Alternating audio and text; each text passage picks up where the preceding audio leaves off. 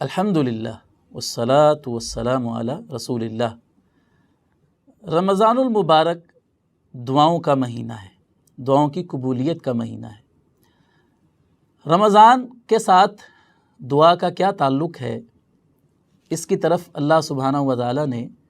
ہمارے لیے قرآن مجید میں ایک اشارہ چھوڑا ہے۔ قرآن مجید میں سورہ بقرہ میں جہاں روزے اور رمضان کا ذکر ہے، روزے کے احکام و مسائل جہاں بیان ہوئے ہیں، یا ایھا الذین آمنوا کتب علیکم الصیام کما کتب علی الذین من قبلکم، یہاں سے روزے کے مسائل کا آغاز ہوتا ہے۔ انہی آیات میں جن میں روزے اور رمضان کا ذکر ہے، اللہ سبحانہ و تعالیٰ نے ایک آیت کریمہ نازل فرمائی ہے کہ وَإِذَا سَأَلَكَ عِبَادِي عَنِّي فَإِنِّي قَرِيبٌ أُجِيبُ دَعْوَةَ الدَّاعِ إِذَا دَعَانِ۔ اس آیت سے پہلے بھی روزے کے ہی مسائل چل رہے ہیں اور اس آیت کے بعد بھی روزے کے ہی ذکر ہے۔ تو روزے کے مسائل کے بیچ میں اللہ تعالیٰ نے یہ دعا کی آیت نازل کر کے ہمیں بتایا ہے کہ روزے اور دعا کا، رمضان اور دعا کا آپس میں کتنا گہرا تعلق ہے۔ فرمایا وَإِذَا سَأَلَكَ عِبَادِي عَنِّي فَإِنِّي قَرِيبٌ، اے میرے نبی، جب آپ سے میرے بندے میرے بارے میں سوال کریں تو آپ فرمائیے کہ میں قریب ہوں، اور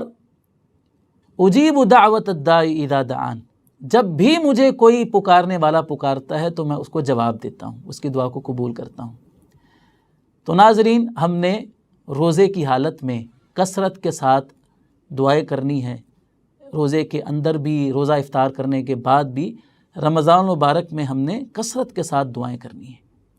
اور دعا عبادت ہے، بہت بڑی عبادت ہے۔ اللہ کے رسول صلی اللہ علیہ وسلم نے فرمایا الدعاء هو العبادہ،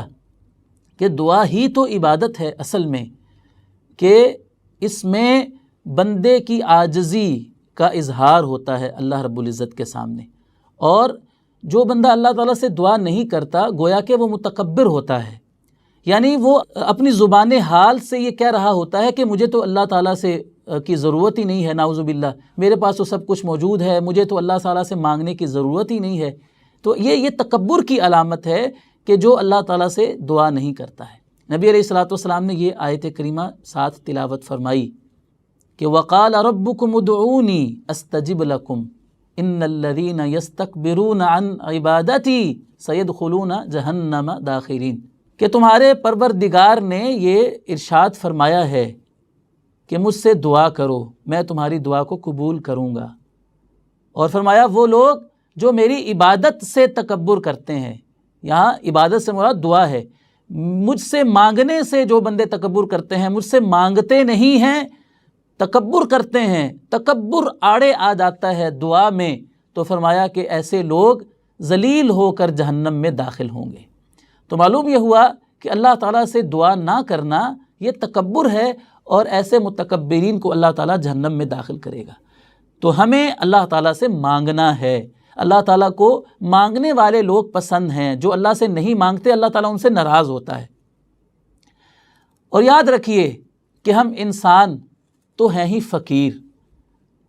اللہ غنی ہے۔ یا ایھا الناس انتم الفقراء الی اللہ، لوگو تم سب اللہ کے در کے فقیر ہو، اور فقیر کا کام تو مانگنا ہوتا ہے نا،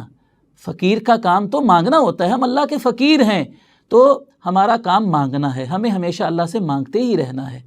اور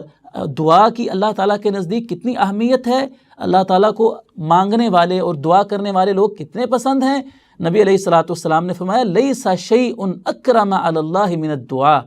اللہ تعالیٰ کے نزدیک دعا سے بڑھ کر کوئی قابل قدر چیز نہیں ہے، یعنی اللہ تعالیٰ کو اپنے بندوں میں سے وہی بندے پسند ہیں جو اللہ تعالیٰ سے دعا کرتے رہتے ہیں۔ تو ہم نے رمضان مبارک کے اندر کثرت کے ساتھ اللہ تعالیٰ سے دعائیں کرنی ہے، اور نبی کریم صلی اللہ علیہ وسلم نے یہ خوشخبری سنائی ہے کہ روزے دار کی دعا وہ خاص طور پر قبول ہوتی ہے۔ مختلف احادیث میں یہ بات موجود ہے کہ وہ خوش نصیب لوگ جن کی دعا اللہ تعالیٰ کبھی بھی رد نہیں فرماتا، ان میں سے ایک خوش نصیب روزے دار بھی ہے۔ اور خاص طور پر بعض روایتوں میں آتا ہے کہ جو افطاری کا وقت ہوتا ہے، کیونکہ وہ وقت ایسا ہوتا ہے کہ ایک مسلمان سارا دن بھوکا پیاسا رہ کر اس کے اندر ایک ایسی کیفیت پیدا ہو جاتی ہے کہ اللہ کا قرب اس کے اندر آ جاتا ہے اور وہ رجوع الی اللہ کا جذبہ اس کے اندر پیدا ہو جاتا ہے، اور چونکہ وہ اللہ کا حکم سمجھ کر سارا دن وہ بھوکا پیاسا رہا ہوا ہوتا ہے اور اللہ تعالیٰ کا وہ محبوب بنا ہوا ہوتا ہے، اس لیے کہ روزے دار کے تو منہ کی بو بھی اللہ تعالیٰ کو کستوری سے زیادہ پسند ہے، روزے دار اللہ کا بڑا پیارا ہوتا ہے۔ تو ایسے میں جب افطاری کے قریب جب وہ انتظار کر رہا ہوتا ہے اللہ تعالیٰ کے حکم کا کہ کب سورج غروب ہوگا اور میں روزہ افطار کروں گا، تو اس انتظار میں، اس کیفیت میں جب وہ اللہ تعالیٰ کے سامنے عاجزی کے ساتھ گڑ گڑاتے ہوئے اللہ تعالیٰ سے دعائیں کرتا ہے تو اللہ تعالیٰ اس کی دعا کو کبھی بھی رد نہیں کرتا ہے۔ تو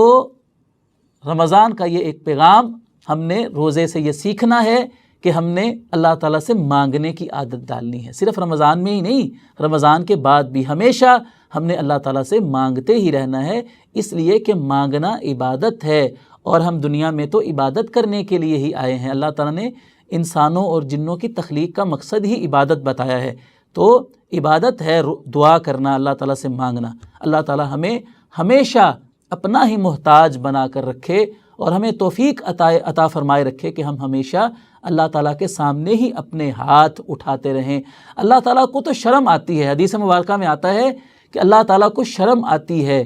کہ جب اس کے سامنے کوئی بندہ ہاتھ اٹھا لیتا ہے تو اللہ کو شرم آتی ہے کہ وہ ان اٹھے ہوئے ہاتھوں کو خالی لوٹا دے۔